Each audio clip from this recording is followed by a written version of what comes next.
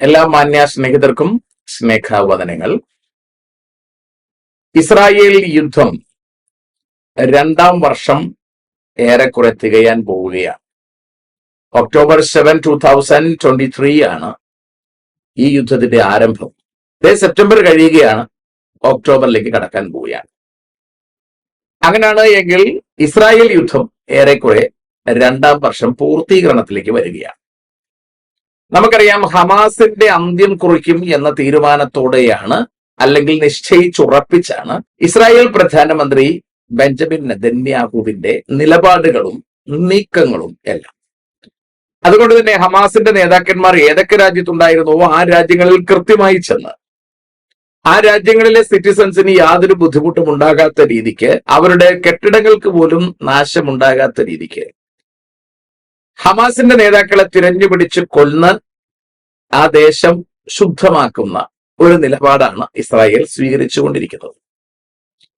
ഇതിൽ ഖത്തർ നമുക്കറിയാം ഒരു മൃദു സമീപനം പുലർത്തിയിരുന്ന ഒരു രാഷ്ട്രമാണ്. എങ്കിലും ഹമാസിന് കൃത്യമായ നിലയിൽ ഫണ്ടിങ്ങും മറ്റുതര സപ്പോർട്ടുകളും ചെയ്തു കൊടുത്തിരുന്ന രാജ്യം ഖത്തർ തന്നെയാണെന്നതിന് സംശയം വേണ്ട.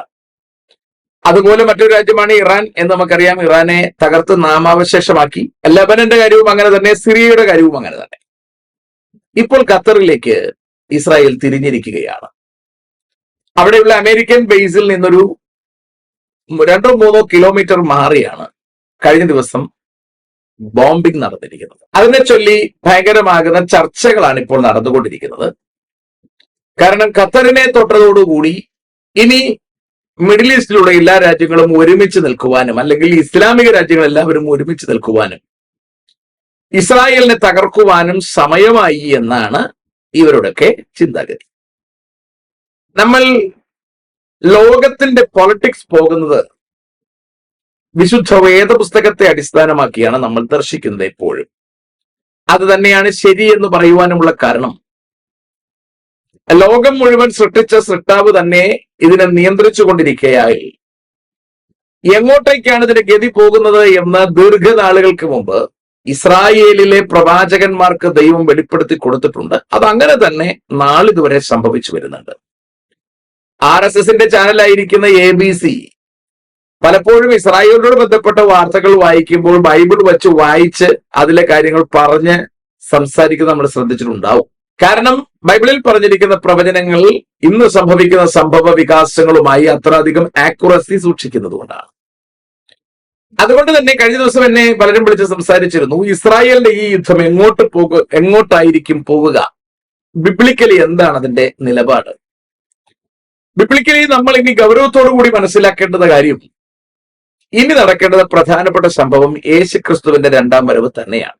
യേശുക്രിസ്തുവിന്റെ 2ാം വരവിന് ശേഷം സംഭവിക്കേണ്ടത് 7 വർഷം നീണ്ടു നിൽക്കുന്ന അർമഗദോൻ എന്ന് പറയുന്ന ഒരു യുദ്ധമാണ്. ആ യുദ്ധത്തിന് ഏതൊക്കെ ചേരികളാണ് വരേണ്ടതെന്നും ആരൊക്കെയാണ് ആ യുദ്ധത്തിൽ പങ്കെടുക്കേണ്ടതെന്നും അവരുടെ നിലപാടുകൾ എന്തൊക്കെയായിരിക്കണം എന്നും ഇന്നേക്ക് 2400-ലധികം വർഷങ്ങൾക്ക് പുറകിൽ സെഖര്യാ പ്രവാചകനും എഹെസ്കേൽ പ്രവാചകനും ഒക്കെ വിശദീകരിച്ചിരിക്കുകയാണ്.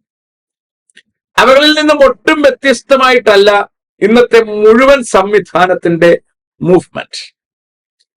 റഷ്യ ആയാലും ചൈന ആയാലും ഇന്ത്യ ആയാലും ഇസ്ലാമിക രാജ്യങ്ങളുടെ നിലപാടായാലും ഇസ്രായേലിന്റെയും അമേരിക്കയുടെയും ബ്രിട്ടന്റെയും സഖ്യകക്ഷികളുടെയും നിലപാടായാലും ഈജിപ്റ്റ് തുടങ്ങിയുള്ള ആഫ്രിക്കൻ കൺട്രീസിന്റെ നിലപാടുകളായാലും എല്ലാം വിശുദ്ധ വേദപുസ്തകം അക്കമിട്ട് പറഞ്ഞിരിക്കുന്ന ആ രാഷ്ട്രങ്ങളുടെ യുദ്ധവുമായി വളരെയധികം കൃത്യത പാലിക്കുന്നു എന്നുള്ളതാണ് നമ്മൾ തിരിച്ചറിയേണ്ടത്. ഇവിടെ ഇസ്രായേൽ ഖത്തറിനെ അടിച്ചാൽ ഖത്തർ ഉടനെ തിരിച്ചടിക്കുവാൻ സാധ്യതയുണ്ടോ, മറ്റു രാഷ്ട്രങ്ങളുമായി ചേർന്ന് നിന്നുകൊണ്ടൊരു യുദ്ധം നടക്കുവാൻ സാധ്യതയുണ്ടോ എന്നൊക്കെ ചോദിച്ചാൽ അതിനുള്ള സാധ്യത ഇപ്പോൾ തുലം കുറവാണ്. ഖത്തറിൽ കയറി ഇസ്രായേൽ ആക്രമിക്കണമെങ്കിൽ അമേരിക്കയുടെ സപ്പോർട്ടും അറിവുമില്ലാതെ നടക്കില്ല എന്നുള്ളത് വ്യക്തമാണ്. അപ്പോൾ അമേരിക്കയ്ക്ക് കൃത്യമായിട്ടും അറിയാം, ഹമാസിനെ ദോഹയിലിട്ട് അടിക്കാൻ പോകുന്ന കാര്യം ഖത്തറിന് കൃത്യമായിട്ട് അറിയാം. കാരണം ഖത്തർ അറിയാതെ അങ്ങനൊരു സംഭവം അവിടെ നടക്കില്ല. അവരുടെ യുദ്ധവിമാനങ്ങളൊന്നും ചലിച്ചിട്ടില്ല എന്നറിയണം. അവരുടെ ആന്റി മിസൈൽ സംവിധാനങ്ങളും ഒന്നും പ്രവർത്തിച്ചിട്ടില്ല എന്നറിയണം. അതിന്റെ അർത്ഥം അവകൾക്ക് ശേഷിയില്ല എന്നല്ല. അമേരിക്കൻ ബേസ് ഇരിക്കുന്നതിന്റെ 3 കിലോമീറ്റർ അടുത്താണ് ബോംബിംഗ് നടക്കുന്നത് എന്ന് പറയുമ്പോൾ അമേരിക്ക അറിയാതെയാണ് അവിടെ ബോംബിംഗ് നടക്കുന്നതെങ്കിൽ അമേരിക്ക കൃത്യമായും അതിനെ തടയുമെന്നതിന് സംശയമൊന്നും വേണ്ട. അപ്പൊ കൃത്യമായി അമേരിക്കയെ അറിയിച്ചുകൊണ്ട്, ഖത്തറിനെ അറിയിച്ചുകൊണ്ട്, സൗദി അറേബ്യ അറിയിച്ചുകൊണ്ട്, ഇതിന്റെ ചുറ്റുപാടുകളുമുള്ള അത്യാവശ്യം ഇസ്ലാമിക രാഷ്ട്രങ്ങളെ അറിയിച്ചുകൊണ്ട് തന്നെയാകും ഈ ഹമാസ് നിഷ്കാസനം നടന്നുകൊണ്ടിരിക്കുന്നത്. അതുകൊണ്ട് ഇവിടെ എങ്ങും ഇനി ഈ രാഷ്ട്രങ്ങളെല്ലാം ഒരുമിച്ച് ചേർന്ന് ഇസ്രായേലിനെ തല്ലിക്കളയും എന്നൊന്നും നമ്മൾ ചിന്തിക്കുന്നതിൽ അർത്ഥമില്ല. ലോകരാഷ്ട്രങ്ങൾ മുഴുവൻ ചേർന്ന് ഇസ്രായേലിനെ അടിക്കുന്ന ഒരു രംഗം വരും, അതിന് സംശയം വേണ്ട. പക്ഷെ അങ്ങനെ ഒരു സംഭവം ഉണ്ടാകുന്നത് വേദപുസ്തകം അനുസരിച്ച് യേശുക്രിസ്തുവിന്റെ വരവ് കഴിഞ്ഞ് 3 കൊല്ലം കഴിയുമ്പോഴാണ്. 3 കൊല്ലം കഴിയുമ്പോൾ അതിന്റെ പ്രശ്നം ആരംഭിക്കുകയും 3.5 കൊല്ലത്തിലേക്ക് ചെല്ലുമ്പോൾ അതിന്റെ തീഷ്ണാനുഭവത്തിലെത്തുകയും അടുത്ത സെക്കൻഡ് ഹാഫ് എന്ന് പറഞ്ഞാൽ യേശുക്രിസ്തുവിന്റെ വരവിന് ശേഷം വരുന്ന 7 കൊല്ലമാണ് നടക്കാനിരിക്കുന്ന അർമ്മഗദോൻ യുദ്ധം. ഇതിന്റെ ഫസ്റ്റ് വലിയ പ്രശ്നങ്ങളില്ലാതെ പോകുമെങ്കിലും പ്രശ്നങ്ങൾ തന്നെയായിരിക്കും. പക്ഷെ ഇതിന്റെ മധ്യഭാഗത്തേക്ക് എത്തുമ്പോൾ, ദാറ്റ് മീൻസ് 3.5 കൊല്ലം അല്ലെങ്കിൽ 42 മാസം അല്ലെങ്കിൽ 1260 ദിവസം അല്ലെങ്കിൽ ഒരു കാലം, ഇരുകാലം, അരക്കാലം കഴിയുന്നതോടുകൂടി ഈ പദപ്രയോഗങ്ങളാണ് ബൈബിളിൽ ഉപയോഗിച്ചിരിക്കുന്നത്. അതുകൊണ്ടാണ് ഞാൻ ആ പദപ്രയോഗങ്ങൾ ഉപയോഗിച്ചത്. ഈ ആദ്യഘട്ടം കഴിയുന്നതോടുകൂടി യുദ്ധം നന്നായി മുറുകും. ഇസ്രായേൽ ഒറ്റപ്പെടും. ഇസ്രായേൽ ദേശം വിട്ട് പോകേണ്ടി വരുന്ന ഒരവസ്ഥ ഇസ്രായേലിന് വരും. അപ്പോൾ അത്തരത്തിൽ ഇസ്ലാമിക രാഷ്ട്രങ്ങളുടെ നേതൃത്വത്തിൽ അന്നും ഫ്രണ്ടിൽ നിൽക്കുന്നത് റഷ്യ ആയിരിക്കും. പിന്നെ പേർഷ്യ, ലിബിയ, എത്യോപ്യ, ജർമ്മനി ഇത്യാദി രാഷ്ട്രങ്ങൾ അതിന്റെ കൂടെ ഉണ്ടാവും. സെക്കൻഡ് ഹാഫിലേക്ക് എത്തുമ്പോൾ അമേരിക്കയും ബ്രിട്ടനും സഖ്യകക്ഷികളും അടക്കം ഇസ്രായേലിനെ വിട്ട് മറ്റ് കക്ഷികളുടെ കൂടെ കൂടും എന്നും ബൈബിൾ പരാമർശിക്കുകയാണ്. നമുക്കറിയാം, ഇന്ന് ഒരുപാട് കാര്യങ്ങൾ ചേർത്ത് വായിക്കേണ്ടതായിട്ടുണ്ട്. ഈ ആഴ്ച നടന്ന സംഭവ വികാസങ്ങൾ ഒരുപാടാണ്. ഇസ്രായേൽ യുദ്ധത്തിനിറങ്ങുമ്പോൾ അല്ലെങ്കിൽ ഖത്തറിൽ ബോംബിടുമ്പോൾ ഹമാസിന്റെ നേതൃത്വത്തെയൊക്കെ അവിടെ കൊന്നിരിക്കുന്നു എന്ന് വേണം മനസ്സിലാക്കാൻ. ആരെയൊക്കെ കൊന്നിരിക്കുന്നു എന്നതിന്റെ വാർത്ത ഇതുവരെയും പുറത്തു വന്നിട്ടില്ല. അപ്പോൾ അതിന് മൗനാനുമതി കൊടുത്തിരുന്ന ട്രംപിന്റെ വിശ്വസ്തനായ ചാർലി കിർക്കിനെ കഴിഞ്ഞ ദിവസം കൊന്നിരിക്കുകയാണ്. അപ്പോൾ അതിന് ഇതുമായിട്ട് ബന്ധമുണ്ടോ എന്നൊന്നും അറിയാൻ പാടില്ല. ഏതായാലും അമേരിക്കയിലെ ക്യാമ്പസുകളിൽ ഒരു വലിയ ചലനമുണ്ടാക്കിയ ആളാണ് ചാർലി കിർക്ക്. അതിനകത്തുള്ള മദ്യത്തിന്റെ ഉപയോഗം, മയക്കുമരുന്നുകളുടെ ഉപയോഗം, കുത്തിക്കെട്ടഴിഞ്ഞ ലൈംഗിക ജീവിതത്തിന്റെ അനുഭവങ്ങൾ, ഇവകൾക്കൊക്കെ വ്യത്യാസം വരുത്തി യുവജനങ്ങളെ ഒരു നല്ല പാതയിൽ നടത്തുന്നതിൽ 100-ലധികം യൂണിവേഴ്സിറ്റികളിൽ നടന്നു പ്രസംഗിച്ച പ്രസംഗകനായിരുന്നു ചാർലി കിർക്ക്. ഇന്നത്തെ രാഷ്ട്രീയ തന്ത്രജ്ഞന്മാരുടെ അഭിപ്രായത്തിൽ ട്രംപിനെ ഇപ്പോൾ ഭരണത്തിൽ കൊണ്ടുവന്നതിന്റെ പ്രധാന സൂത്രധാരനും ചാർലി കിർക്കായിരുന്നു. അദ്ദേഹത്തിന്റെ പ്രഭാഷണങ്ങളായിരുന്നു എന്ന് പരാമർശമുണ്ട്. അദ്ദേഹത്തെ കൊന്നതിന്റെ പുറകിൽ ആരാണെന്ന് അറിയാൻ പാടില്ല. ആരാണെന്ന് വരും ദിവസങ്ങളിലെ കണ്ടെത്താൻ നിവർത്തിയുള്ളൂ. ഏതായാലും അത് ട്രംപിനേറ്റൊരു വലിയ പ്രഹരമാണ് എന്ന് പറയാതെ വയ്യ. അതിനോട് ബന്ധപ്പെട്ട വിഷയങ്ങൾ നമുക്ക് കാത്തിരുന്ന് കാണാം. അപ്പോൾ ശരിക്കും നമ്മൾ തിരിച്ചറിയേണ്ടുന്ന ഒരുപാട് കാര്യങ്ങൾ ഇതിനോട് ബന്ധപ്പെട്ടുണ്ട്. എന്ന് പറഞ്ഞാൽ ഇസ്രായേൽ ഹമാസിനെ തകർക്കുന്നതിന്റെ തത്രപ്പാടിൽ ചുറ്റുപാടുമുള്ള രാഷ്ട്രങ്ങളുടെ എല്ലാം രാഷ്ട്രീയ ജിയോഗ്രഫിക്കൽ സംവിധാനങ്ങളെ മുഴുവൻ തച്ചുടച്ചുകൊണ്ടാണ് അവരുടെ ജൈത്രയാത്ര തുടരുന്നത്. ഇത് അധികനാൾ മുമ്പിലേക്ക് പോവില്ല എന്ന് നമുക്ക് ഉറപ്പിക്കാം. കാരണം ഇത് അധികനാൾ മുമ്പിലേക്ക് വിട്ടാൽ ശരിയാവുകയില്ല. ഇവിടെ നമ്മൾ കാണേണ്ടുന്ന ഒരുപാട് കാര്യങ്ങളുണ്ട്. കഴിഞ്ഞ ദിവസം നമുക്കറിയാം, രാജസ്ഥാനിൽ ക്രൈസ്തവർക്കെതിരെ ഒരു നിയമം തന്നെ ഉണ്ടാക്കിയിരിക്കുകയാണ്. മതപരിവർത്തന നിരോധന ബിൽ എന്ന ഒരു ഓമന പേരിലാണ് അത് ഉപയോഗിച്ചിരിക്കുന്നതെങ്കിൽ പോലും കൊലക്കുറ്റത്തിന് ആൾക്കാർക്ക് കൊടുക്കുന്ന ശിക്ഷയേക്കാൾ വലിയ ശിക്ഷയാണ് ഇതിന് കൊടുത്തിരിക്കുന്നത്. എനിക്ക് തോന്നുന്നു രാജ്യദ്രോഹ സമാനമായ കുറ്റമായിട്ടാണ് സുവിശേഷീകരണത്തെ അവർ കാണുന്നത്. അപ്പോൾ അവിടെ ആൾക്കാരെ ജയിലിൽ ജീവപര്യന്തം ജയിൽ ശിക്ഷയും 1 കോടി രൂപ ശിക്ഷ പിന്നെ ഫൈനുമാണ് പറഞ്ഞിരിക്കുന്നത്. അപ്പോൾ ജീവപര്യന്തം ഇവർ പറഞ്ഞു എന്ന കാരണത്താൽ ഇപ്പോൾ രാജസ്ഥാനിൽ ആൾക്കാർ സുവിശേഷീകരണത്തിൽ ഇറങ്ങില്ലെന്നും ഇവർ കരുതണ്ട. അങ്ങനെ കരുതിയെങ്കിൽ തെറ്റി.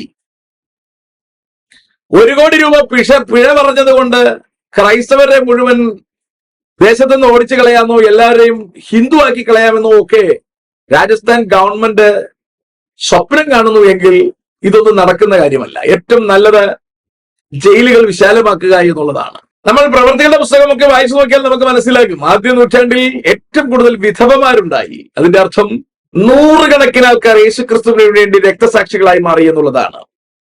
അതുകൊണ്ട് രാജസ്ഥാനിലോ ഭാരതത്തിന്റെ എല്ലായിടങ്ങളിലുമോ ഇത്തരത്തിൽ ഒരു ആന്റി കൺവേർഷൻ ബില്ല് പാസാക്കി എന്നതുകൊണ്ടോ ഭീമമായ ഫൈൻ ഈടാക്കി എന്നതുകൊണ്ടോ ശിക്ഷ നടപ്പിലാക്കി എന്നതുകൊണ്ടോ ഒന്നും ശാന്തമാക്കാൻ പറ്റുന്നതല്ല യേശുക്രിസ്തുവിന്റെ സുവിശേഷീകരണത്തിന്റെ വ്യാപനം എന്ന് പറയുന്നത്. കഴിഞ്ഞ ദിവസങ്ങളിൽ നേപ്പാളിലുണ്ടായ ബഹളങ്ങളോടനുബന്ധിച്ച് ക്രൈസ്തവരാണ് അതിന്റെ പുറകിലുള്ളത് എന്ന മട്ടിനൊക്കെ ഇവിടുത്തെ RSS ചാനലുകൾ പുകഴ്ത്തുന്നത് കണ്ടു. ഇതെല്ലാം തെറ്റായ വ്യാഖ്യാനങ്ങളാണ്. റോം കത്തിച്ചിട്ട് റോം കത്തുമ്പോൾ ഇതിന്റെ കുറ്റക്കാര് ക്രൈസ്തവരായിരുന്നു എന്ന് പറഞ്ഞ് ക്രൈസ്തവരെ മൃഗീയമായി ഉപദ്രവിക്കുകയും കൊലപ്പെടുത്തുകയും ചെയ്ത ചരിത്രം നീറോയുടെ കാലത്തുണ്ട്. അതിന് സമാനമായ ഒരു വിഷയങ്ങളിലേക്കാണ് ഇപ്പോൾ കാലം മാറി വരുന്നത് എന്ന് കാണുമ്പോൾ ആത്മീയർ ഒരു കാര്യം തിരിച്ചറിയണം. കർത്താവിന്റെ വരവ് വാതിൽക്കലായിരിക്കുന്നു എന്നതിന് സംശയം വേണ്ട. അപ്പോൾ രാഷ്ട്രീയമായി ലോകവ്യാപകമായി നടക്കേണ്ടുന്ന ഒരു യുദ്ധത്തിന് വേണ്ടി ലോക രാഷ്ട്രങ്ങൾ തയ്യാറെടുക്കുന്നു. ഇസ്രായേൽ അതിന്റെ ഗ്രൗണ്ട് പ്രിപ്പറേഷനുള്ള അതീവ തയ്യാറെടുപ്പിലാണ്, അല്ലെങ്കിൽ അതിന്റെ പരിശ്രമം നടന്നുകൊണ്ടിരിക്കുകയാണ്. മറ്റു തരം രാഷ്ട്രങ്ങൾ എന്ന് പറഞ്ഞാൽ ആരൊക്കെയാണ് ഒരുമിക്കേണ്ടത്, അവരെല്ലാം ഒരുമിപ്പിക്കത്തക്ക നിലയിൽ ഒരു വലിയ കലക്കമാണ് ഇവിടെ നടന്നുകൊണ്ടിരിക്കുന്നത്. അതിനോട് ബന്ധപ്പെട്ട് ഒറിജിനൽ ക്രൈസ്തവർക്കെതിരെ പീഡയുമായി ബാബിലോണ്യ മതക്കാർ ഇതര ഇടങ്ങളിൽ ശക്തി പ്രാപിച്ചു വരുന്ന ഒരു രംഗമാണ് നമ്മൾ ഇപ്പോൾ കണ്ടുകൊണ്ടിരിക്കുന്നത്. എനിക്ക് ദൈവജനത്തോടായി പറയാനുള്ളത്, ഈ യുദ്ധം ഏറെക്കുറെ അതിന്റെ പരിസമാപ്തിയിലേക്ക് മൂവ് ചെയ്യുകയാണ്. ഖത്തറും കൂടെ അനുവദിച്ചിട്ട് തന്നെയാണ് ഹമാസ് നേതാക്കന്മാരെ അവിടെ ഇട്ട് കൊല്ലാൻ അനുവദിക്കുന്നത് എന്നത് നമ്മൾ ഒരു ഭാഗത്ത് മനസ്സിലാക്കുമ്പോൾ തന്നെ വളരെ വേഗം ലോക രാഷ്ട്രങ്ങൾ ഇസ്രായേലിനെതിരെ തിരിയുന്ന ഒരു കാലം അനധിവിദൂരമല്ല. ആ ദിശയിലേക്ക് കാര്യം എത്തുന്നതിന് മുമ്പ് ദൈവജനത്തിന് ഭൂമി വിട്ട് പോകേണ്ടതായിട്ടുണ്ട് എന്ന വസ്തുത നമ്മൾ മറക്കരുത്. നമ്മൾ ഇന്നിവിടെ ന്യൂ ജനറേഷൻ ചർച്ചകൾ എന്ന് പറഞ്ഞ് നടക്കുന്നിടത്ത് നമ്മൾ കാണുന്നത് ആട്ടവും പാട്ടവും കോലാഹലവും മാത്രമാണ്. പെന്തക്കോസ്റ്റൽ എന്ന് പറയുന്ന യാഥാസ്ഥിതിക പെന്തക്കോസ്റ്റൽ ചർച്ചകളിൽ വചന പഠിപ്പിക്കൽ പോലും കാണുന്നില്ല. പുതിയ തലമുറകൾ കർത്താവില്ലാതെ പോകുന്ന ഒരു രംഗം നമ്മൾ സംജാതമാക്കിയിരിക്കുകയാണ്. ദൈവദാസന്മാരെന്ന് പറയുന്നവർ തന്നെ ഇതിന്റെ വിളവ് തിന്നുന്ന തലത്തിലേക്ക് കഥ മാറിക്കൊണ്ടിരിക്കുകയാണ്. യേശുക്രിസ്തുവിന്റെ വരവ് സമാഗതമായിരിക്കുന്നു എന്ന് ദൈവജനം തിരിച്ചറിയണം, തിരിച്ചറിയാതെ പോകരുത്. അപ്പോൾ ലോക പൊളിറ്റിക്സ് കൃത്യമായി ഒരു ഏക ലോക ഗവൺമെന്റിലേക്ക് മൂവ് ചെയ്യുകയാണ്. ഇലോൺ മസ്കിന്റെ നേതൃത്വത്തിൽ ഇപ്പോൾ പറഞ്ഞിരിക്കുന്ന കാര്യങ്ങൾ നിങ്ങൾക്കറിയാമായിരിക്കും. മൊബൈൽ ഫോണുകൾ മാറുകയാണ്. ശരീരത്തിൽ ടാറ്റു കുത്തുന്ന തലത്തിലേക്ക് സിസ്റ്റം മാറുകയാണ്. ചിപ്പായിരിക്കും വരിക എന്നൊക്കെയാണ് നമ്മൾ വിചാരിച്ചിരുന്നത്. അതിന്റെ ഒക്കെ റിവൈസ്ഡ് ഫോമിലേക്ക്, ടാറ്റു പോലൊരു സംവിധാനത്തിലേക്ക് കാര്യങ്ങൾ കൊണ്ടുപോകാൻ പോകുന്നു എന്നും അതിനകത്ത് മനുഷ്യന്റെ എല്ലാ റെക്കോർഡുകളും അടക്കം ചെയ്യാൻ കഴിയുമെന്നും ഒക്കെ പറയുന്നതിലൂടെ യേശുക്രിസ്തുവിന്റെ വരവ് കഴിഞ്ഞ് 3.5 കൊല്ലത്തിൽ നടക്കേണ്ടുന്ന അന്നത്തെ ഏക ഗവൺമെന്റിന്റെ മുദ്ര പതിക്കേണ്ടി വരുന്ന ഒരു സംവിധാനവും നമ്മുടെ മൂക്കിന് താഴെ എത്തിയിരിക്കുമ്പോൾ നമ്മൾ തിരിച്ചറിയേണ്ടുന്ന ഒരു കാര്യം, തലകളെ ഉയർത്തുക തന്നെ വേണം. നമ്മുടെ കർത്താവിന്റെ വരവ് വാതിൽക്കൽ എത്തിയിരിക്കുന്നു എന്നത് നിസ്സംശയം മനസ്സിലാക്കുകയും വിശുദ്ധനിയും തന്നെ വിശുദ്ധീകരിക്കട്ടെ, അഴുക്കാടുന്നവൻ അഴുക്കാടട്ടെ എന്ന് വചനം പറഞ്ഞിരിക്കുന്ന പ്രകാരം ഒരുങ്ങേണ്ടുന്നവർ ഒരുങ്ങുവാൻ ജാഗ്രത പുലർത്തേണ്ടുന്ന സമയമാണ് എന്ന വസ്തുത നമ്മൾ വിസ്മരിക്കരുത്. ഗൗരവത്തോടുകൂടി കാര്യങ്ങളെ കാണണം എന്ന് ഓർപ്പിച്ചുകൊണ്ട് എന്റെ വാക്കുകൾ അവസാനിപ്പിക്കുന്നു. ദൈവം നമ്മെ അനുഗ്രഹിക്കുമാറാകട്ടെ.